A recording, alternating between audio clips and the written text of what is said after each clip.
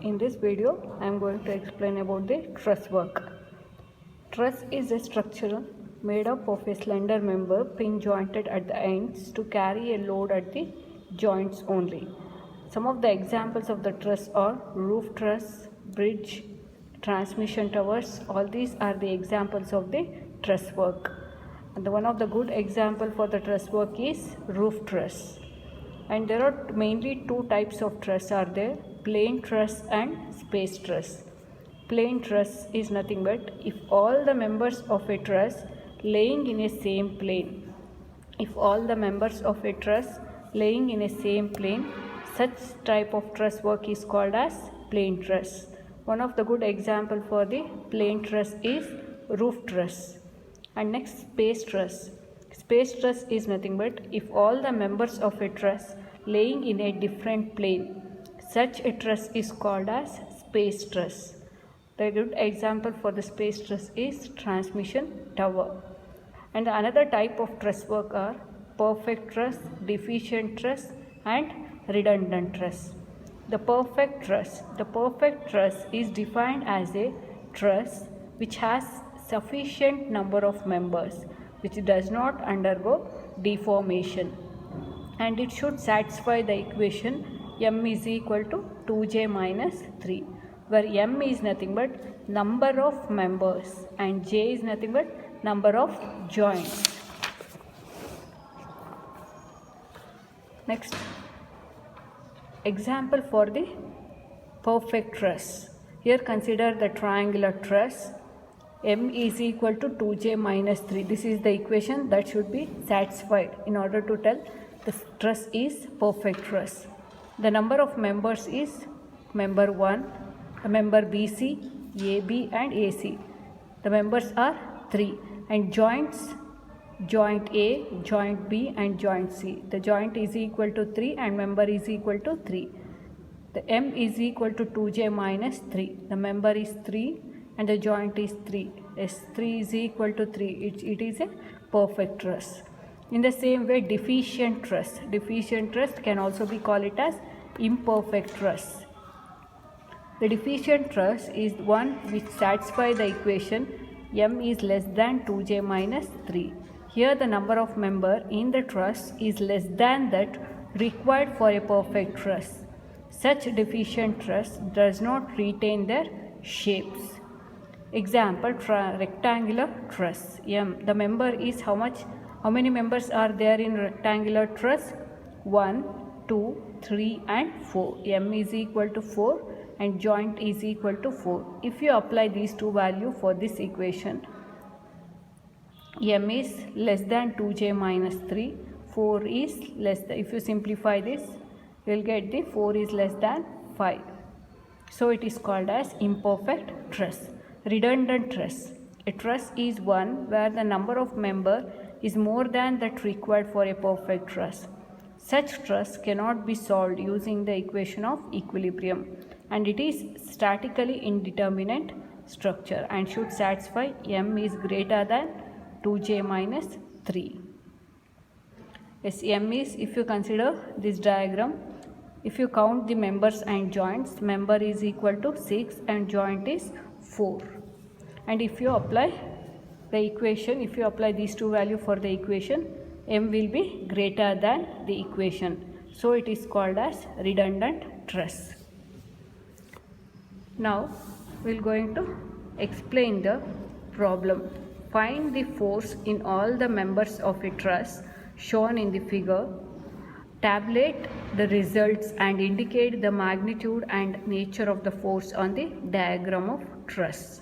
Yes, before going to the problem, there are two methods for finding out the forces in a truss work. One is method of joint and another one is method of section. And here I am going to explain the method of joint. Yes, this is the given diagram. First you have to determine this theta value. That is, if first consider this triangle, tan theta is equal to opposite. This distance is 3 meter and this is 3. Tan theta is equal to opposite by adjacent. Theta is equal to 45 degree. These two will form 45 degree. Next, First consider this joint.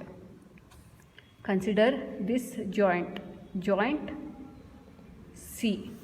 Consider this joint, joint C. Yes. Which are all the forces acting in joint C? 40 kilonewton, and force acting on this member DC, that is called as FDC, and force acting on the member BC, that is FBC, with the inclination of 45 degree. Summation of, first write down the equilibrium condition. Summation of V is equal to 0, and before that you have to resolve this. Since it is inclined, you have to resolve this. Yes, you know resolution. The horizontal will be FBC cos 45 and FBC sin 45. Summation of V is equal to 0. Summation of V is nothing but algebraic sum of the vertical force acting on a system C, right? Here, which are all the vertical force? FBC sin 45, which is equal to 40. And one thing you have to remember here, always assume the force is acting away from the joints. When you are writing the free body diagram, always assume it as it is acting away from the joint. This FBC sin 45 is equal to, first consider the vertical force acting on a system. FBC sin 45 is vertical and 40 is vertical. As FBC sin 45 minus 40 is equal to 0. If you shift this 40 here, it will be equals to 40 plus 40. FBC is equal to 56 kilonewton. Since you have got positive result, means in bracket you have to write it as tension. Suppose if you have got negative result, means you have to write it as compression. Tension means positive, the compression means negative. Next, summation of H is equal to 0. Write down the horizontal force acting on this system.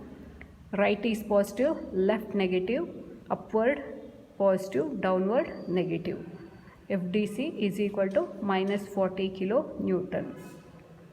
Next, consider another joint. Joint D. Another joint, that is D. Here, which are all the force acting on the joint D? The force acting on the member DE, DC, BD, and another given 40 kilonewton. Write down the here. Next, summation of V is equal to 0, and write down the vertical force FBD minus 40. Vertical is FBD minus 40 is equal to 0. FBD is equal to 40. In the same way, the horizontal. If you apply the horizontal condition, FDE is equal to minus 40. Since it is minus, means it is compression. Next, consider the joint B and write down the force acting on the member of joint B. Consider this as joint B. And always prefer the first joints with only two unknowns. Next, resolve all the forces acting on a system B. Yes, you know how to resolve it. Summation of H is equal to 0 and down the horizontal force, and next V is equal to 0. The vertical force upward positive, downward negative, and if you simplify this, there you will get the value of FBE, and simplify, and if you substitute this value here, there you will get the value of FAB. And next, tabulate the result whatever you have calculated in the previous steps. First, member, magnitude and nature. First, write down all the members in a truss, and next, what you have calculated, write down the members. If you have got the values as positive, write down the nature as tension. If you have got it as negative, write down the nature as compression. The same way, write down the nature of the force for rest of the members.